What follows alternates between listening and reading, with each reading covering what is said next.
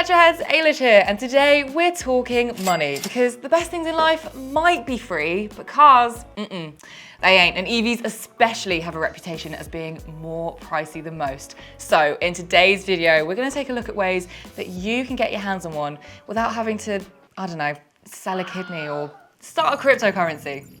But before we get into it, if this is the kind of topic that you're into, then this is the channel that you need to be subscribed to. So make sure to hit that subscribe button and click the bell icon so that you never miss another Electroheads video. Okay, so we all know that running an electric car isn't just better for the air that we breathe, and that getting one would probably get a very approving nod from David Attenborough if he got to hear about it.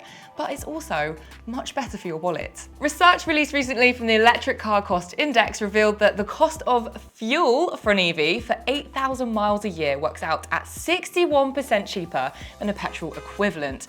Based on 13 models analysed for the study, that equates to an average saving of more than £1,000 a year, with some models saving you as much as £1,700. You could buy an electric bike for that, and given the rapidly rising prices of fuel, that is only going to grow. Not only that, but overall cost of running an EV are estimated to be 47% lower than petrol or diesel cars.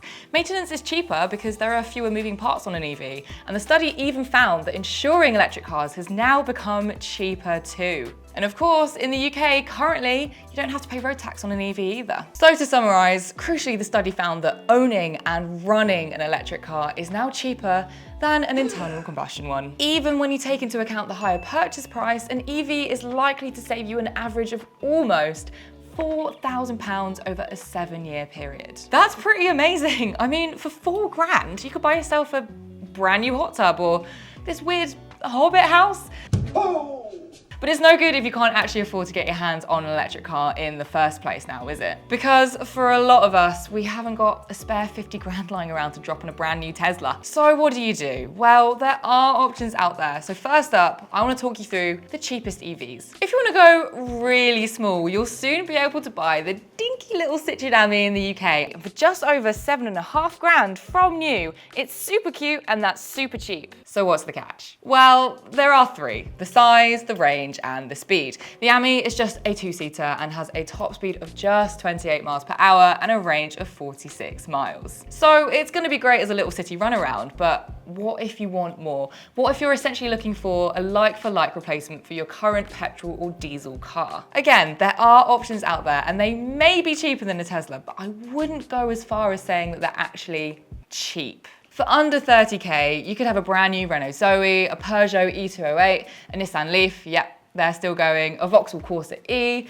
an MG ZS EV, a Mini Electric, or a Fiat 500e. All of them will give you all the space, the range, and the performance you would expect, but it all comes at a price. Even the very cheapest, the Fiat 500e, will set you back £20,000, which sounds okay until you realise that you can get a basic petrol 500 for literally half of that. That's a big difference. It's the same with the VW's E-Up, which surely was named by someone from Yorkshire.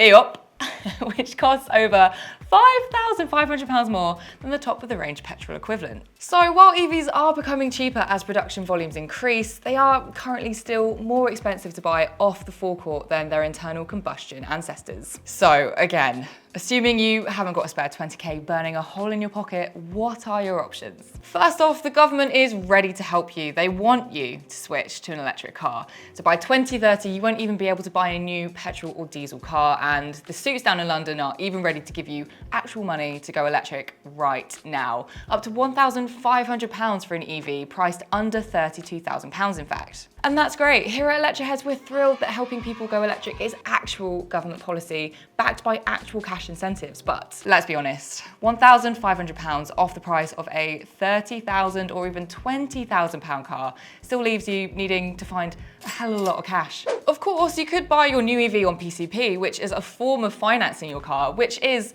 after all, how the majority of new cars of any type are bought and financed. But that still means you're paying that premium for going electric. And let's face it, there's plenty of us who simply couldn't afford the repayments for that bigger financial commitment. But what if I told you you could get your hands on an EV without actually having to buy one? Steal it? And instead pick up a new electric car on a long-term lease. Remember the VW E-Up I mentioned? Well, we found a deal that would get you that car for an initial payment of just over £2,000 and then £205 per month. That car is then yours for 3 years with breakdown cover thrown in. The only thing you have to fork out for is insurance and of course, charging up. It also means you get a brand new car, but with none of the usual hassles that come with car ownership. And it means you don't have to deal with selling it on or depreciation. But there is always a catch. You are limited to 5,000 miles a year on most of the lease deals we found. Anything over that could incur an excess mileage fee. Something to consider if you're going to be covering a lot of distance on the regular.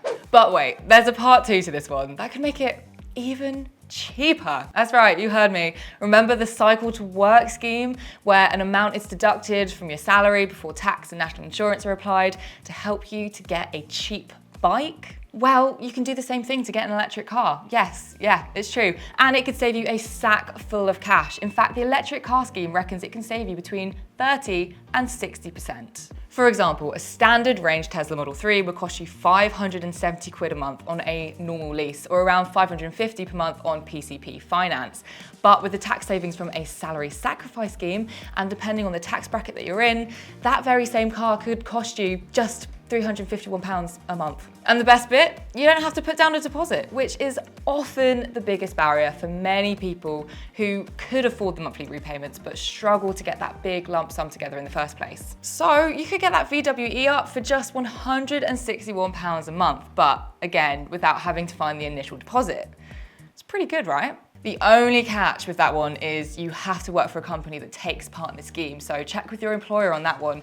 And if they're not sure what to do, then get them to check out the electric car scheme. I'll chuck down a link in the description below. Okay, so here's another scenario. What if you already have an old petrol or diesel car, but you want to make the switch to electric? You might be able to use a scrappage scheme, which basically means giving them your old car in exchange for a discount on a new EV. Unfortunately, there's no longer a nationwide scheme in the UK, but we did still find a couple others. It's good news if you live in London or Birmingham, where the local authorities are offering their own schemes, which, depending on whether you meet the criteria, could earn you up to £2,000 for your old banger. If you don't live in either city, then Renault are actually offering their very own scheme with discounts of up to £1,750, depending on the model that you buy, and they do offer the Zoe as part of that. Now, there's one option we haven't looked at yet, and that is second-hand, which is after all how most people buy their cars. Historically, the second-hand EV market has been fairly small because it's been such a small segment of car sales overall, but that is now starting to change. EV sales were up by 76% year on year in the UK in 2021, and that greater volume is already starting to trickle down to create a more viable second-hand market. And here's the good news, most EVs should have fewer potential problems than ICE cars. There's no engine oil or spark plugs, no clutch that can wear out, no gearbox to worry about. The fact that an EV is so much more mechanically simpler than a petrol or diesel car means that there's much less to go wrong or need servicing, even on a higher mileage car. The key thing you need to look out for when buying a used EV is the battery. As a rough guide, you can expect a battery to lose between 1 to 2% of its performance each year. So when looking at a car, ask the owner or garage to fully charge it before you arrive, then you can check what the range computer says to see how efficient it is. But again, there is good news here because most EVs come with a separate and transferable warranty for the battery, often for an 8-year term or after 100,000 miles, or if the range drops below 70% of when it was new. Going down this road could save you a lot of money. You should be able to find a used Kia Soul or BMW i3 for under £10,000 and a Nissan Leaf for around half of that, which is great value when you take into account your running costs will be tiny. So there you go, getting your hands on an EV doesn't have to cost the actual earth, and there are ways to bring down the initial costs if you are willing to do a bit of legwork. However, it is fair to say that EVs are still very expensive, and unfortunately it might be like that for a few years yet, but hopefully as technology continues to develop and expand into all parts of automotive, we will be seeing the cost of electric cars coming down. Because let's be real, they have to. We've got 8 years. Oh my God, okay, it's happening. But how about you lot at home? Have you managed to buy an EV on a budget? How did you do it? Are there any great hacks we've missed here? Let me know in the comments below because I know there are a lot of savvy spenders out there watching. Make sure to keep that conversation going and I'll see you all soon. Bye.